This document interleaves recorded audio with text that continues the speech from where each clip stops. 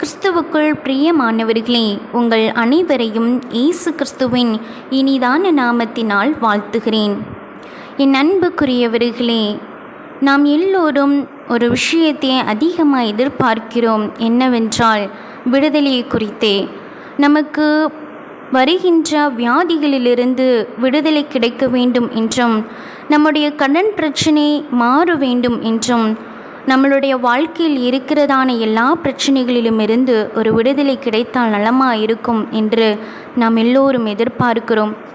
நம் பாவத்திலிருந்து எனக்கு ஒரு விடுதலை கிடைத்தால் நலமாயிருக்குமே, நான் கர்த்தருக்கு முன்பாக பரிசுத்தவானாய் காணப்படுவேனே என்று சொல்லி நம்மில் அநேகர் எதிர்பார்த்து கொண்டு இருக்கிறோம்.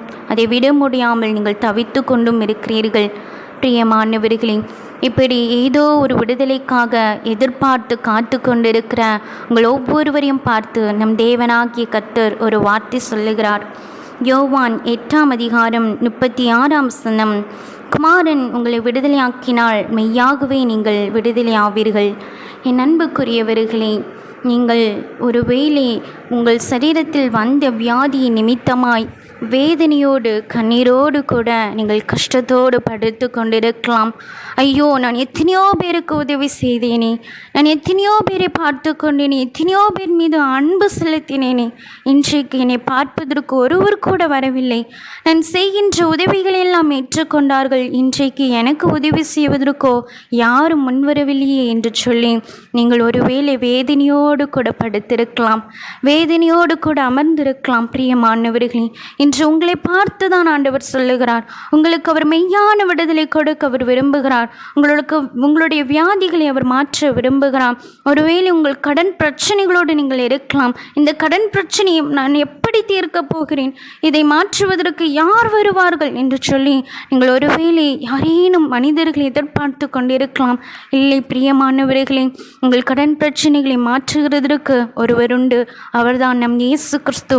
அவரை மாத்திரம் நீங்கள் நோக்கி பாருங்கள். இன்று உங்கள் கடன் பிரச்சனைகளை அவர் மாற்றுவார். அவர் மன உருக்கமும் நீடிய சாந்தமும் மிகுந்த கிருபையுள்ளவருமாய் இருக்கிறார். பிரியமானவர்களே, லூக்கா 7ஆம் அதிகாரத்திலே 11ஆம் வசனத்திலே நாம் பார்ப்போமானால், நாயின் என்கின்ற ஒரு ஊருக்கு கர்த்தர் போகிறார்.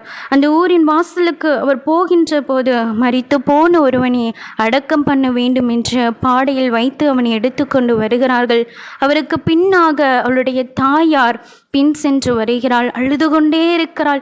அவள் ஒரு விதவை பெண்ணாய் இருக்கிறாள். அவளுக்கு ஒரே ஒரு மகன் மாத்திரம்தான் இருக்கிறான் இந்த உலகத்தில் சொந்தம் என்று சொல்வதற்கு. அவள் மிகுந்த வேதனையோடு கூட அழுது கொண்டே வரும்போது கர்த்தர் அவள் மீது மனதுருகுகிறார். மகளே, நீ அழாதே என்று சொல்லி அவளை அழ வேண்டாம் என்று சொல்லிவிட்டு கிட்ட போய் அந்த பாடையில் இருக்கின்ற அந்த மகனை தொட்டு, மகனை எழுந்திரு என்று சொல்லி அவனை உயிரோடே எழுப்பி தன்னுடைய தாயினிடத்தில் அவர் கொடுக்கிறார்.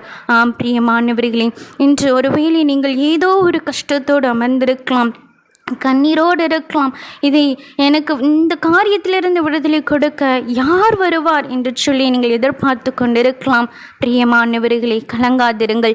இன்று கர்த்தர் உங்கள் மத்தியில் இருக்கிறார். அவர் உங்களுக்கு விடுதலை கொடுக்க வேண்டும் என்று சொல்லி மிகுந்த ஆசையோடு கூட உங்களை கண்ணோக்கி பார்த்து கொண்டிருக்கிறார். இன்றே உங்களை அவருக்கு இன்று ஒப்பு கொடுத்து விடுங்கள். பிரியமானவர்களே, இந்த உலக பிரமாணமான வாழ்க்கையை விட்டுவிடுங்கள். இவைகள் எல்லாம் அழிந்து போகக்கூடியவைகள். இன்றே உங்களை முற்றிலுமாய் கர்த்தருக்கு ஒப்பு கொடுப்பீர்கள். ஆனால் அவர் உங்களுக்குள்ளே வந்து வாசம் செய்வார். உங்களை அநேகருக்கு அவர் சாட்சியாகவும் அநேகருக்கு ஆசீர்வாதமாகவும் வைத்து உங்களை ஆசீர்வதிப்பார். நிச்சயமாய் உங்களுக்கு அவர் மெய்யான விடுதலை கொடுத்து இன்றைக்கு அவர் உங்களை ரட்சிப்பார். கர்த்தர் தாமே உங்கள் அனைவரையும் ஆசீர்வதிப்பாராக. ஆமீன்.